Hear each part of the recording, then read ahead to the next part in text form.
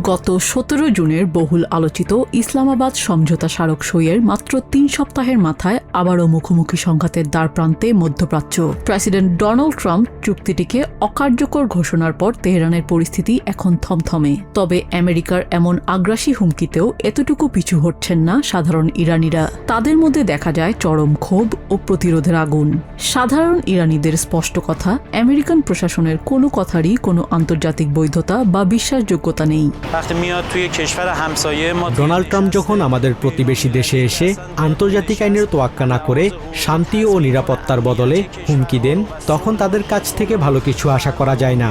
America বা তাদের president Trump কোনো আন্তর্জাতিক নিয়ম মানেন না। এই সমঝোতা চুক্তি তারা যে রক্ষা করবে না তা আগেই বোঝা গিয়েছিল। ফেব্রুয়ারি থেকে শুরু হওয়া এই রক্তক্ষয়ী সংঘাতের পর সাধারণ মানুষের জীবন যখন ওলটপালট, তখন জুলাইয়ের শুরুতে হরমুজ প্রণালীতে ট্যাঙ্কার হামলাকে কেন্দ্র করে নতুন করে শুরু হয় পাল্টাপাল্টি আঘাত। কুয়েত ও বাহরাইনে আমেরিকান ঘাঁটিতে ইরানের রকেট হামলার পর আবারও তেহরানকে গুড়িয়ে দেওয়ার হুমকি দিয়েছে হোয়াইট হাউস। কিন্তু ইরানিদের দাবি তারা কোনো আগ্রাসনের সামনে মাথা নত করবেন না। আমাদের রয়েছে বীরত্বের ইতিহাস। আমরা সবসময় নিজেদের মাতৃভূমি রক্ষা করেছি। আমরা কখনো আগে যুদ্ধ শুরু করি না। গত রাতেও তারা আমাদের আকাশসীমা লঙ্ঘন করেছে। আমরা আমাদের অধিকার থেকে এক চুলো নড়ব না। তবে যুদ্ধ আমাদের মূলনীতি নয়। আমাদের সংবিধানে শান্তির কথাই বলা আছে, যদি না আমরা আক্রান্ত হই। আমেরিকার এমন বারবার অবস্থান পরিবর্তনকে রাজনৈতিক চাল হিসেবে দেখছেন স্থানীয় বাসিন্দারা। তারা বলছেন ওয়াশিংটনকে বিশ্বাস করাই ছিল বড় ভুল।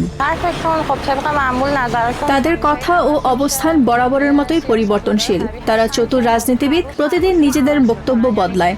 আমাদের উচিত হয়নি তাদের সাথে আলোচনা করা বা এই চুক্তিকে বিশ্বাস করা। আমরা শুধু চাই এই অনিশ্চয়তা কেটে যাক, পরিস্থিতি দ্রুত স্পষ্ট হোক, কারণ এই সবকিছুর মাঝে সাধারণ ও নিরপরাধ মানুষই সবচেয়ে বেশি ক্ষতিগ্রস্ত হয়।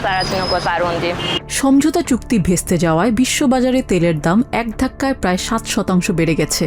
ট্রাম্প পূর্ণমাত্রার যুদ্ধের আশঙ্কা উড়িয়ে দিলেও বুধবার রাতে American Central Command CENTCOM Hormuz প্রণালীতে ইরানের সামরিক সক্ষমতা গুড়িয়ে দিতে নতুন করে 80টিরও বেশি লক্ষ্যবস্তুতে হামলা চালিয়েছে।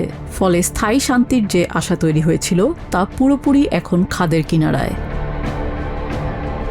নিজিয়া জামি, TVN24 নিউজ ডেস্ক।